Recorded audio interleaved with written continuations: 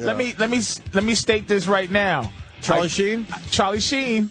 But I'm going to say... What's your take? It's a weird take. My take? Yeah. He's a free man. We should all be jealous of him. Free at last, free at last. He's a free man. We've seen a free man. You make fun of that motherfucker, but he's a free man, dude, and that's a great thing to be. But I don't give a fuck what he do. You do agree he's not as crazy as the media is making him out to be, right? I think that he is he's a peculiar guy, but who cares though? It's like I think he had been on whatever he's been on. He's been on Tiger Blood since the day one, and you don't understand, man. People who are cornballs, they don't to be really funny, man. You gotta have problems, man. Any funny guy without problems is a fucking just a douche, right? No one likes him. The more problems you have, the funnier you could be. He's a fucking hilarious. Look, think of your funniest guys in history. They all had issues. And they understood that at Warner Brothers. They knew they were dealing with a guy that had issues, but that's what made him great. But something happened. I mean, I think he... You really think he's happy that he lost that gig, though? I think he's a free man, dude. I think he's free. I don't think he wanted to be free at first. I think he's a free... He's free, not... He's just a guy who he is what we all want to be. No, fired. A fucking free. But I mean, no way. I mean, it's not about the gig. It's about his life. He's a free man, dude. Some people don't want to be. Some people feel comfortable being, in the position they're in. I mean, it's two things we're comparing. I'm comparing your spirit. And I'm not comparing his money. I'm comparing a day-to-day spirit.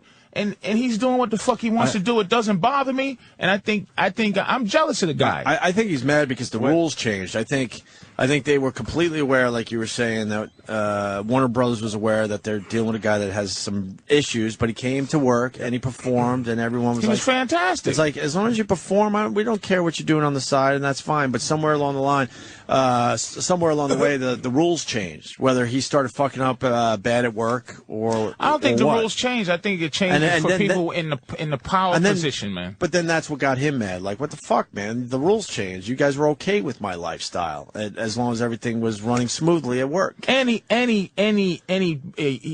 betrayed the cartel, man. You can't betray the people that you are in cahoots with. There are no.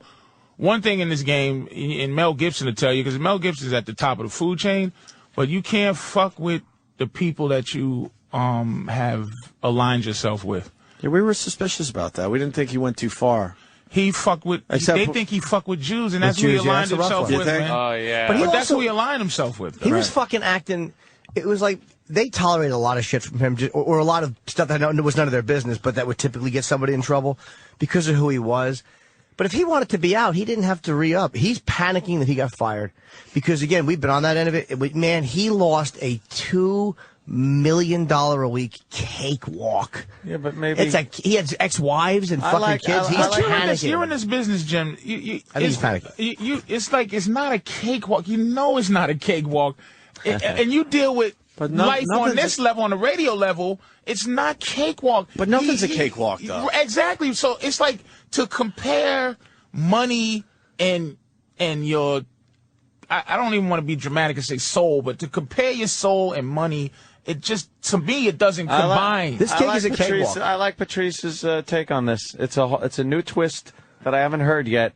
And, yeah, this guy can now wake up whenever the fuck he wants. He's got enough money where he doesn't have to ever move out of his house. That's not what I heard. $2 million of fucking still got platoon week. money. I heard he did not have enough money, and again, I don't know how true it is. Right, I mean, but I know somebody that knows him, and I heard that he was in financial trouble actually a couple of years ago because he has ex-wives and he has a lot of bills to pay.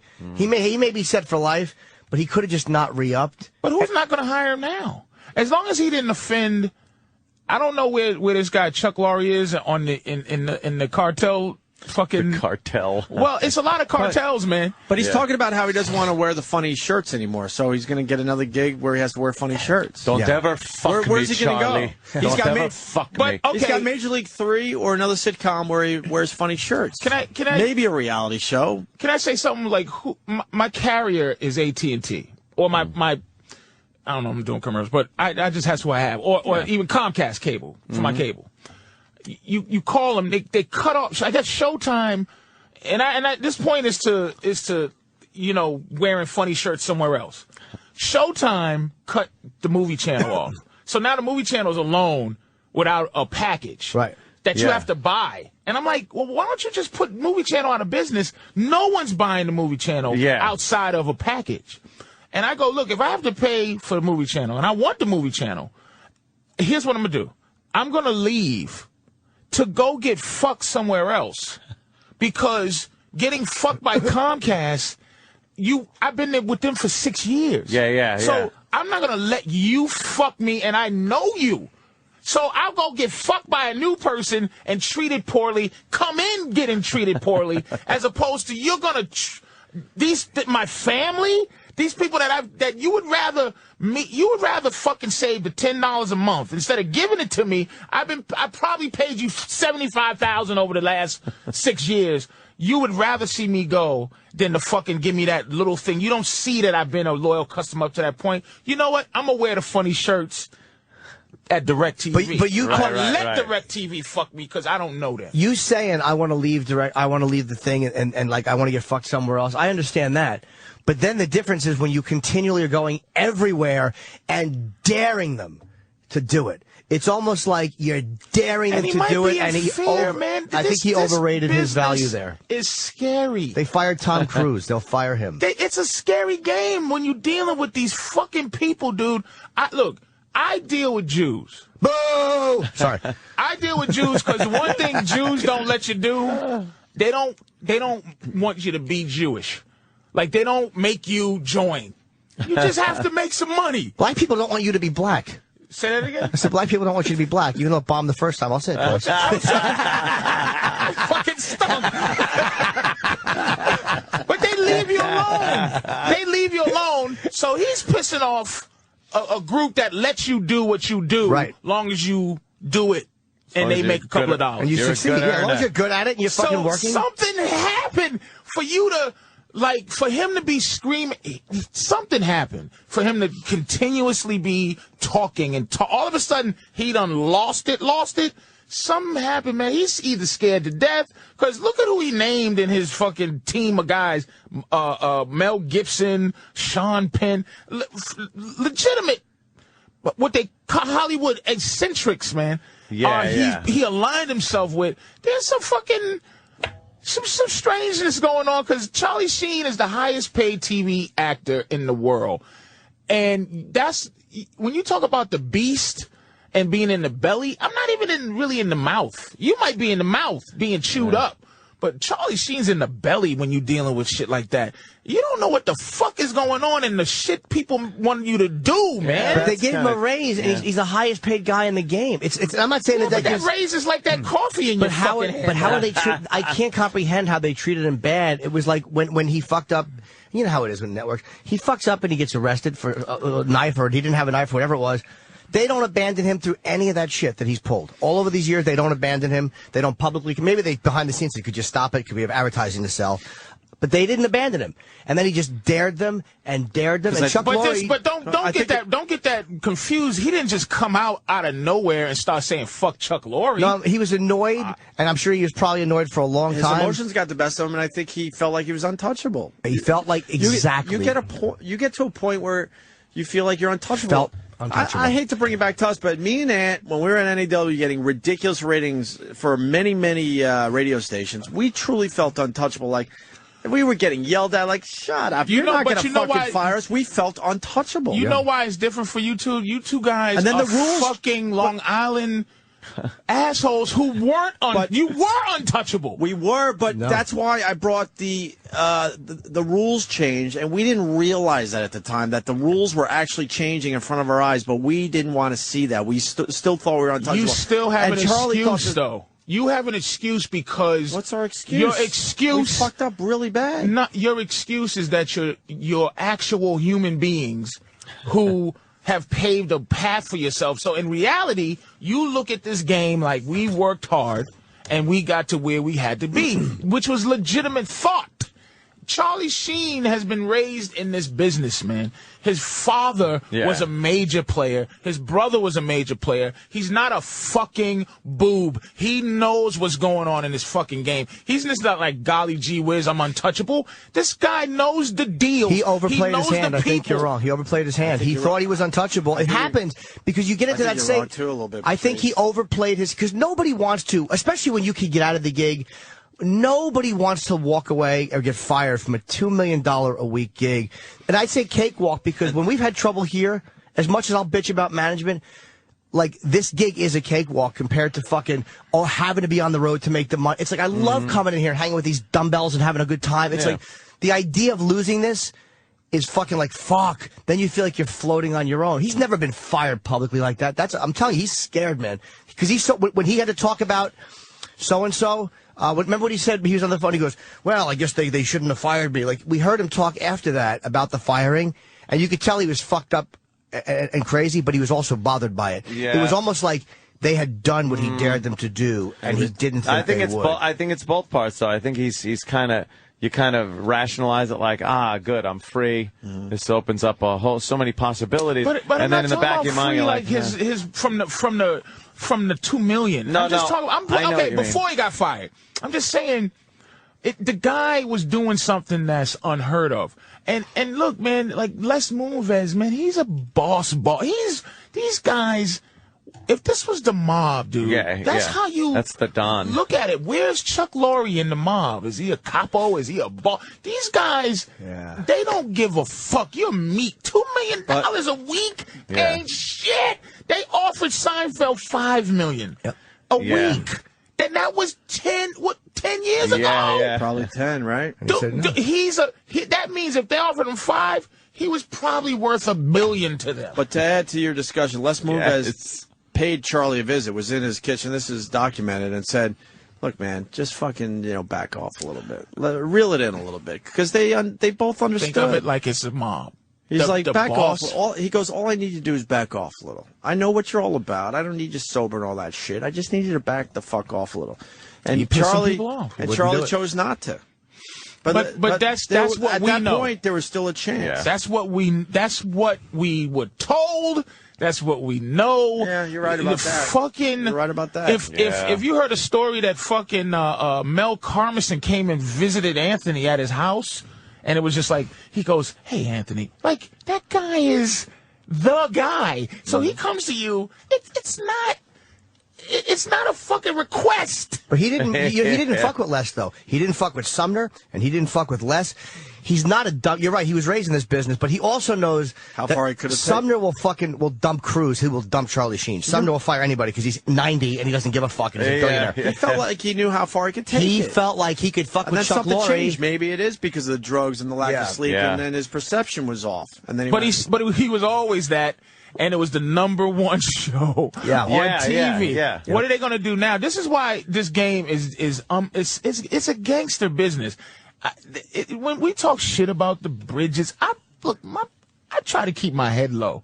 I do. I try to be old crazy fat man and shit. I'm not trying to really know what's going on, dude. Because people ask you to do things, and they tell you to do things. Once you do it, it's like the mob. It's the mob. Hey, Patrice, do me a favor. Listen, we're gonna let you win an Oscar if you just do this. And you go, yeah. So if you're an avarice person and you want it all, yeah.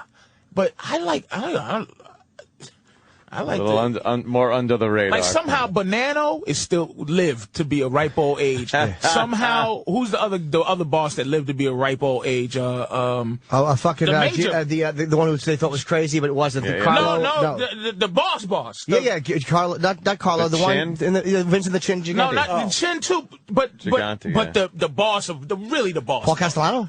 Who was shot? For that family. The guy walking around in the bathrobe? The old one, Carlo Gambino. Gambino lives to be, like, to figure out how to live to be a ripe old age in this game is the same thing. I look at this game like it's the mob, man. It's scary. It is a good way to look at it. I just stay as a capo and just go put in some work and I'm an back earner. off. I'm a good earner. But here's who Charlie... Okay, here's a great example. Charlie was Joe Pesci. He's a made man. Lorre was the Jewish guy, Ace Rothstein, who he thought, I'm a made man, I'm better than him. And I'm going to tell you something, Ace Rothstein fucking earned. And they didn't give a fuck. They didn't kill him. You cannot kill Ace. He wanted to fucking whack Ace, and he couldn't. And that's what this was. Because Chuck Lorre has fucking... Because Charlie Sheen is a Puerto Rican when it's all boiled down to Mike it. and Molly, and he's got... He's got three hit shows. Three not going to knock that guy out. Who's Chuck? What's his other show? Fucking he just said Big Mike Bang, and Molly, Big Bang, Mike and Molly, and How I all Met. Chuck Lorre. Those are Chuck Lorre? Yes. Yeah, well, Charlie Sheen is somewhere in this fucking... I think Charlie fucked up. Somewhere in a freezer hanging up by the back. He's got four hit shows. Yeah, I think he just made a bad move, dude. He allowed his craziness. You're not going to knock that guy out ever. Especially since Charlie was being unpredictable. It was like, if we let him stay and he keeps going, what if he self-destructs? And what if a girl overdoses at his house? Like, then they start thinking that way. What if a girl fucking dies in his house doing coke? Then we have a public relations nightmare because everybody's like, you saw it coming, you saw it coming. They let him go. If he would have just pulled fucking back and talked to them off the air and said, look, I've been a little crazy, fuck it, he would have been fine. That's my opinion. Jesus. Yeah, he also created Grace Under Fire, Sybil, and Dharma and Greg. The guy makes a lot of money for the where networks, are man. all they? They're, where the fucking... You heard Grace Under Fire, what's that bitch's name? Brett Butler, you heard she was trouble. Yeah. You ain't gonna see them no more. We don't see them. That's right. Yep. Yes, sir, boss. Yeah, that's Those it. shows were pretty fucking successful. This guy's had a nice run. You get your knuckles dirty. That's what you do. You either get your knuckles dirty or you try to move up in the game. Damn, man. And it's either Sonny Black or Sonny Red. You're going to get... Fucking Chuck Lorre's the Kraken, nigga. And it's... Break it down. He just miscalculated, man. His I think so, man. I really it's believe something... You're simplifying this shit too much, man. There's something missing. I can't argue, but there's something that ain't right about this onslaught of Charlie Sheen, dude. He probably... This guy is powerful, man. He's also fucking, don't forget he was smoking coke and he's on a long run of a long partying run. I don't think he's insane, but you really do have delusions of grandeur when you're doing that stuff. I mean, look at the insanity of doing that much coke and thinking you're going to be okay and you're not going to drop dead. I mean, that's not a sane way to think. That's a fucking, that's a loony way to think. Yeah, that alone is crazy. He literally was admitting he's on a CBS's #1 show and he's going, I was smoking a lot of rocks. And it's like, okay, you can do that, but that's just a dumb thing to do, knowing the business as well as you know it. If Pryor did what he did, but he was a stand-up, and he was a fucking, you know what I mean? He didn't. There's a difference between. But Pryor was free too, and George Carlin was a free man too. Sure. Because they were on the road to meeting the beast. You know what I mean? The top of the chain. But if you notice, Richard Pryor and George Carlin aren't famous for fame. They're famous for the love and respect people have for their material. Pryor made a lot of low. movies. Pryor made a lot of movies, Not though. one So he had to deal put him with... there, though. Pryor used to do little, like...